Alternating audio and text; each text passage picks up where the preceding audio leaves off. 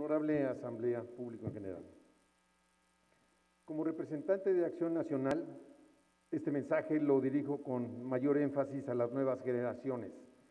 Aquellos jóvenes que hoy tienen entre 18 y 25 años y a otras generaciones quiero recordarles lo siguiente, además de aquellos que están ocupados en sus quehaceres y no mirando el panorama y el futuro que tenemos en este país. En preámbulo del decimosegundo aniversario de la Revolución Mexicana, la cual trajo consigo la época de los caudillos, el maximato, el partido hegemónico que a partir de la polémica elección presidencial de 1988 marcó un antes y un después, emprendimos el camino hacia la democratización del país. Jóvenes, en ese año hubo una supuesta caída del sistema. Las elecciones las organizaba y las calificaba el propio gobierno, el cual no se caracterizaba por respetar la decisión ciudadana, y hasta la fecha nos seguimos preguntando si los resultados de esas elecciones fueron las que se dieron a conocer públicamente en ese entonces. El secretario, quien era secretario de gobierno, y quien hoy es el director de la Comisión Federal de Electricidad, Manuel Bartlett, presidía la comisión responsable de las elecciones. Era evidente que México no tenía que ser una excepción en la democratización.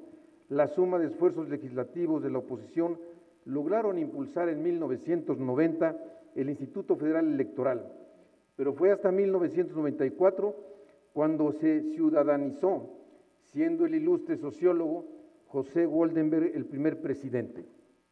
El gobierno materialmente dejó de organizar y calificar las elecciones. Se alcanzó un importante avance para optimizar la democracia en el país. El autorismo comenzó a expirar. Nuestro sistema político electoral con estas acciones se fortaleció.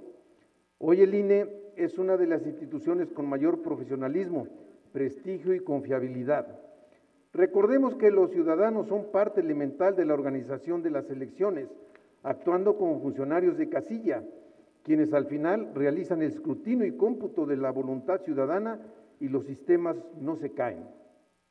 Por otra parte, se dice que si se repite una mentira con suficiente frecuencia y se convertirá en verdad, es una ley de propaganda con frecuencia atribuida al nazi Joseph Goebbels. Entre los psicólogos, esto se conoce como el efecto de la ilusión de verdad, es decir, los mentirosos crean una ilusión de verdad. A partir del año 2006 se repite con frecuencia que el IFE, hoy INE, orquesta fraudes electorales cuando no se gana, pero cuando se gana no se desprestigia, y cuando se asume el poder público otorgado por la voluntad ciudadana a la avaricia pragmática para alcanzar el poder absoluto, entonces las instituciones son incómodas y estorban, por lo que se empieza a repetir mientras contra el INE y se retoma el discurso de desprestigio aludiendo a un futuro mejor.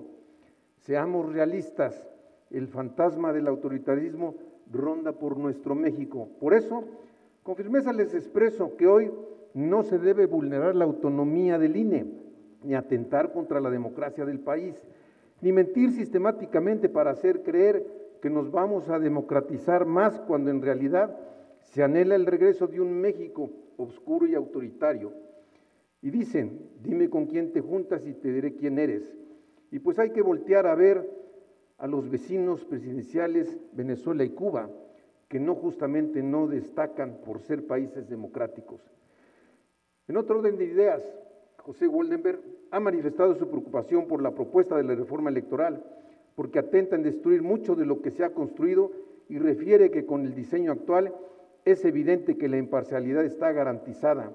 Ejemplo de ello es que de las últimas 4 elecciones federales, en 3 ha ganado la oposición, y en las elecciones locales hay una garantía que la oposición puede ganar. En caso contrario, muchas de las gobernaturas actuales no las hubiera ganado el partido oficial a nivel federal. Entonces es claro que el INE funciona y funciona bien, pero enfatizo que se atenta contra él para lograr lo que aún se niega, que es matar la democracia del país para hacer política como en Venezuela o Cuba.